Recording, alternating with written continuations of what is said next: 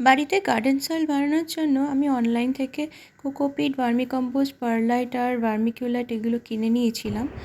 তো বাড়িতে কিছু এরকম মাটি ছিল, সেগুলোকে লাম্পস ফ্রি করার জন্য ওগুলো ভেঙে নিয়েছি যাতে একদম গুঁড়ো গুঁড়ো হয়ে যায়।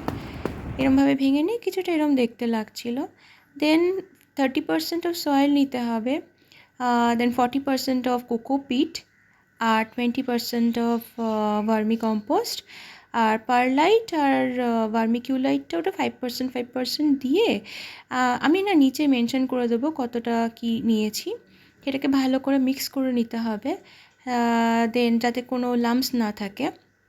তারপর ওটা লাম্পস ফ্রি হয়ে গেলে সয়েলটা রেডি টু ইউজ। দেন কিছুটা এরমই দেখতে লাগবে, ঝুরঝুরে। আর বাড়িতে একটা কন্টেনার ছিল, তো সেগুলোকে 4-5টা করে এরকম হোলস করে নিয়ে তার মধ্যে এরকম কার্ডবোর্ডের কয়েকটা পিস দিয়ে দিয়েছি যাতে ঠিক থাকে আর কি, জলটা ইয়ে করে নিতে পারে। তারপরে এক এক করে পুরো মিক্সচারটা দিয়ে, মানে পুরোটা ভরতে হবে না, 3/4 মতো ভরে নিয়ে।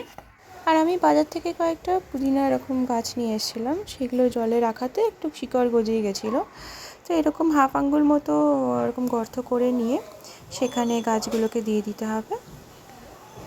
যখন আমি এগুলো দিচ্ছিলাম না, এত সুন্দর গন্ধ বেরোচ্ছিল, আর আমার এই গন্ধটা ভীষণ ভাল লাগে। তো তোমাদের কাদের কাদের ভাল লাগে জানিও।